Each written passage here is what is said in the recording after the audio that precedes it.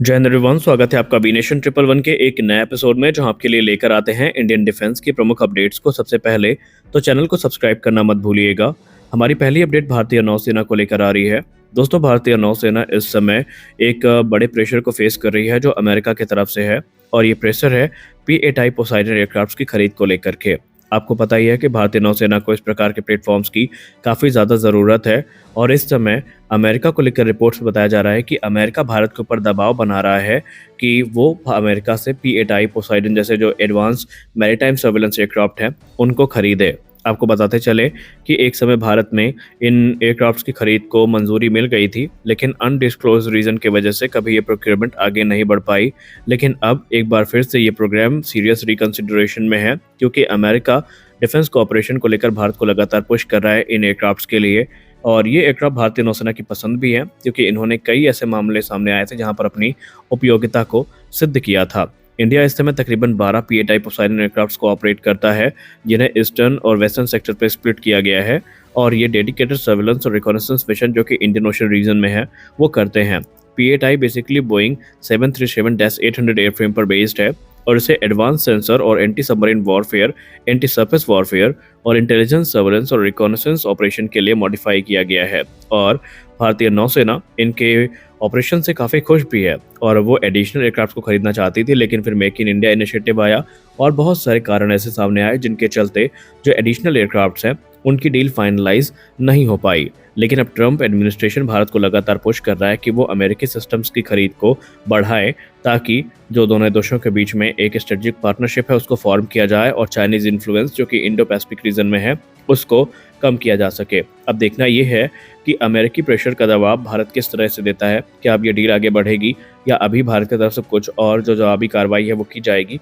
ये देखना काफ़ी इंटरेस्टिंग होने वाला है।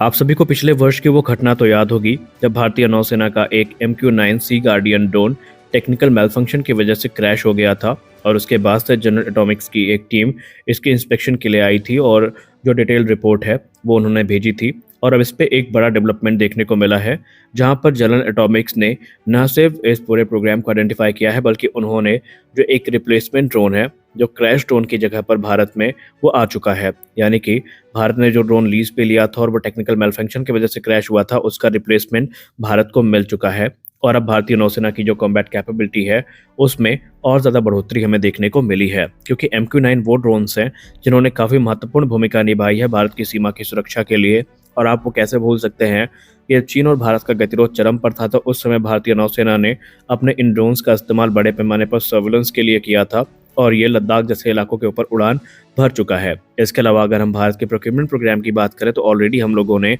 जो 31 की संख्या में MQ-9 ड्रोन डील है इसको कंफर्म कर लिया है। और रही बात पहले ड्रोन की डिलीवरी की, तो रिपोर्ट्स में इंगित किया जा रहा है कि जो इनिशियल डिलीवरी है इन ड्रोन्स की, इन्हें 2027 के अंत तक या 2028 की शुरुआत में किया जाएगा। आपको बता दें कि 2024 के अंत में ये डील फाइनलाइज हुई थी, जो कि काफ़ी लंबे समय से हम लोग इसका वेट कर रहे थे, और इनकी डिलीवरी 2027 से 28 के बीच में शुरू करी जाएगी। MQ-9 ड्रोन एक एडवांस और हाई वर्सटाइल ड्रोन प्लेटफॉर्म है, जो कि अपने इंटेलिजेंस, सर्वेलेंस और रिकॉनेसेंस कैपेबिलिटीज़ के लिए जाने जाते हैं, और इनका जो स्ट्राइक पोटेंशियल है वो भी काफ़ी बेहतरीन है। और यही कारण है कि इंडियन आर्मी, इंडियन नेवी और इंडियन एयरफोर्स तीनों ने इनको लेने में अपनी इच्छा व्यक्त करी है, और ये कटिंग एज टेक्नोलॉजी से इक्विप्ड हैं, जो कि हमारे आर्म फोर्सेस की सारी रिक्वायरमेंट को पूरा कर सकते हैं। सबसे खास बात तो ये है कि जो ये ड्रोन्स हैं इनमें AGM-114 हेलफायर जैसी जो मिसाइल्स हैं इनको इक्विप किया जा सकता है, और इसका इंड्योरेंस टाइम 40 घंटे से ज़्यादा का है, और ऑपरेशनल एल्टीट्यूड की बात करें तो वो 40,000 फीट के आसपास है। यानी कि ये ड्रोन पूरी तरीके से इंडिया के रिक्वायरमेंट्स को पूरा करते हैं। जैसा कि आप सब जानते हैं, भारत में इस समय एक डिबेट काफ़ी ज़्यादा चर्चा पर है, वो है FGFA को लेकर के, कि अब क्योंकि अमेरिका के साथ भारत के संबंध अच्छे हो रहे हैं और अमेरिका को लेकर ये इंडिकेशन मिल रही है कि अमेरिका आने वाले भविष्य में भारत को जो top of the line technologies हैं जैसे कि F-35 लाइटनिंग 2 हो गया, ये ऑफर करने की तैयारी कर रहा है। तो क्या भारत को ये लेना चाहिए या नहीं लेना चाहिए, इसको लेकर के डिबेट काफ़ी ज़्यादा चल रही है। और इसी बीच भारत के सीनियर डिफेंस एनालिस्ट नरेश राजन ने एक महत्वपूर्ण टिप्पणी करी है, और जिसके बाद से कुछ चीज़ें हैं जो भारत को पहले ही क्लियर कर लेनी चाहिए अगर भारत कभी भी F-35 के बारे में सोचता है। निसंदेह F-35 काफ़ी एडवांस फाइटर्स हैं और इनके आने के बाद भारतीय वायुसेना का कायाकल्प हो सकता है। लेकिन जो चीज़ हमें नहीं भूलनी चाहिए वो ये है कि F-35 के ऊपर अमेरिका का जो रिस्ट्रिक्शन है वो काफ़ी ज़्यादा होता है और अमेरिका काफ़ी ज़्यादा प्रोटेक्टिव है F-35 के टेक्नोलॉजी को लेकर के। इसीलिए सीनियर डिफेंस एनालिस्ट ये मानते हैं कि अगर भारत कभी भी F-35 के बारे में ये सोचता है तो पहले ही भारत को अमेरिका से इसकी परमिशन लेनी पड़ेगी कि भारत इनके जो मिशन कंप्यूटर सोर्स कोड हैं और एसर रडार का फुल एक्सेस है उसको प्राप्त करे, क्योंकि इसके बिना भारत के लिए ये एयरक्राफ्ट उतने यूजेबल नहीं रह जाएंगे। फॉर एग्जांपल इसराइल को जो F-35 मिले थे उसके लिए इसराइल ने निगोशिएट किया था और आज उनके पास F-35I वेरिएंट है जो कि उनके ज़रूरत के हिसाब से कस्टमाइज किया गया है। जो काम भारत ने अपने Su-30 MKI में किया था, जाहिर सी बात है भारत वही काम अपने F-35 में भी करना चाहेगा और इसके लिए अमेरिका की मंजूरी मिलना काफ़ी ज़रूरी है, क्योंकि अगर ये मंजूरी ना मिली तो फिर हमारे लिए अपनी जो वेपनरी है उसको ऐड करना, सब सिस्टम्स को अपग्रेड करना और दूसरी जो चीज़ें हैं उनको मॉडिफाई करना नेक्स्ट टू इम्पॉसिबल हो जाएगा। और हमारा जो सपना होता है कि जो भी हम एयरक्राफ्ट खरीदे उसमें हम अस्त्र BVR missile, BrahMos NG, precision guided munitions को ऐड करें, वो सपना सपना ही रह जाएगा, क्योंकि अमेरिका अपनी टेक्नोलॉजी को प्रोटेक्ट करने के लिए काफ़ी ज़्यादा जाना जाता है। तो इसीलिए डिफेंस एनालिस्ट ये मानते हैं कि फिलहाल पहले तो भारत F-35 के बारे में सोचे ना, और अगर सोचे तो इस चीज़ को सोच के रखे कि आने वाले भविष्य में हम उसको कैसे कस्टमाइज़ कर सकते हैं अगर अमेरिका कस्टमाइजेशन की परमिशन दे, वरना ये हमारे लिए हाथी के दांत जैसे हो जाएंगे।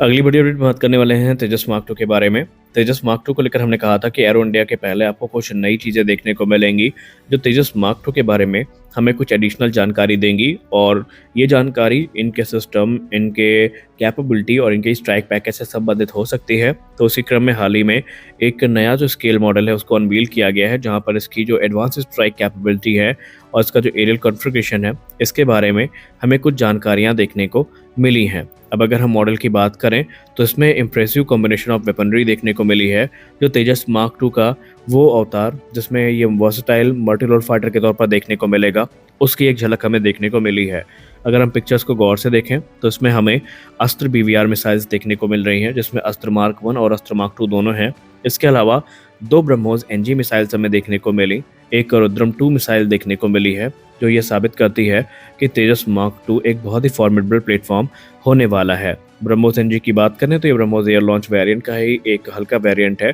जो कि तकरीबन 1.3 टन वजनी है, और ये ना सिर्फ तेजस मार्क 2 बल्कि तेजस मार्क 1 के लिए भी यहाँ पर कंसिडर किया जा रहा है। इसके अलावा रुद्रम 1 और रुद्रम 2 जैसी जो मिसाइल्स हैं ये भी तेजस मार्क 2 की ताकत को कई गुना ज़्यादा बढ़ाएंगी, और इसे सेंटर में पोजीशन किया गया है मॉडल के। ये एक एंटी रेडिएशन मिसाइल है जो कि अन्य के कम्युनिकेशन साइट हो गई, surface to air missile system site हो गई, रेडार इंस्टॉलेशन हो गए, उनको डिस्ट्रॉय करने में एक महत्वपूर्ण भूमिका निभाएगी। इसके अलावा इसमें आपको ASRAAM और DRDO शॉ जैसे जो वेपन सिस्टम है वो भी देखने को मिले हैं। रिपोर्ट्स में इंगित किया जा रहा है कि नवंबर तक इसका रोल आउट संभव है। उसके बाद इसके लो स्पीड और हाई स्पीड टैक्सी ट्रायल्स आयोजित किए जाएंगे और मार्च 2026 में इसकी पहली उड़ान को प्लान किया जा रहा है, और उसके बाद ये एयरक्राफ्ट चरणबद्ध टेस्टिंग से गुजरेगा। प्रोटोटाइप को उड़ाने के लिए जनरल इलेक्ट्रिक की तरफ से ऑलरेडी जो F414 इंजन है ये डिलीवर किए जा चुके हैं, यानी इंजन की समस्या यहाँ पर नहीं है। तो आज के इस वीडियो में बस इतना ही। मिलते हैं अगले एपिसोड में कुछ और अपडेट्स के साथ, तब तक के लिए जय हिंद।